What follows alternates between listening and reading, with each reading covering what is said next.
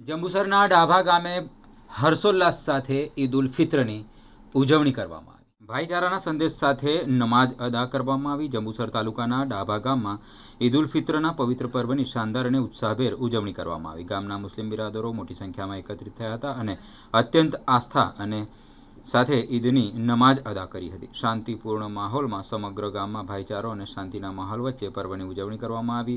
નમાઝ બાદ મુસ્લિમ બિરાદરો દ્વારા સમગ્ર દેશમાં અમન, ચેન અને ભાઈચારો જળવાઈ રહે તે માટે ખાસ દુઆ કરવામાં આવી।